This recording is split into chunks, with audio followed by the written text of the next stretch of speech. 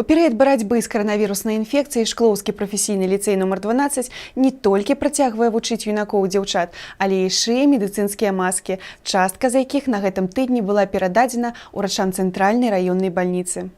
На гэтым тыдні з ініцыятывай выступіў Шклоўскі прафесійны ліцэй нумар 12. Майстры вытворчага навучання і навучэнцы аб'ядналіся, каб зрабіць добрую справу. У адным з кабінетаў установы, які ператварыўся ў пашывачны цэх, зараз яны шыюць медыцынскія маскі. 100 штук ужо перададзены медыкам раённай бальніцы. Спасибо всем организациям района, которые продолжают оказывать нам помощь.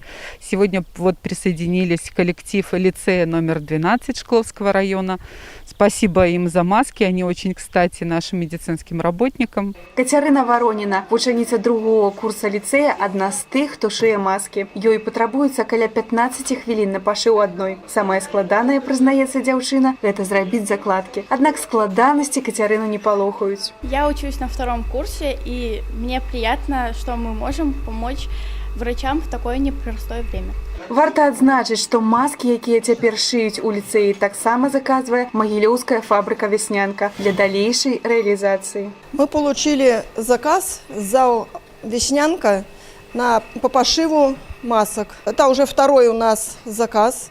Первый мы 350 масок отшили и отдали на «Веснянку», где они сами будут реализовывать эти маски. Ну а сейчас отшиваем вторую партию масок. Памятайте, што медыцынская маска – гэта дадатковы сродак супраць віруснай інфекцыі. Аднак цяпер, па магчымасці, лепш застацца дома. Прыслухайцесь да парадаў урача, каб радзей выкарыстоўваць маски. Надо оставаться дома по возможности. Только ходит кто на работу, все должны выходить из дома. Пожилым людям однозначно надо оставаться дома. Просить своих родных, близких, чтобы доставляли продукты питания, чтобы доставляли медикаменты. Медицинская помощь сейчас максимально приближена к пациентам. Мы ее оказываем на дому, вызова обслуживаем на дому. Поэтому надо оставаться дома, дистанцироваться от других лиц, соблюдать дистанцию около 1,5 метров, наименее безопасную дистанцию.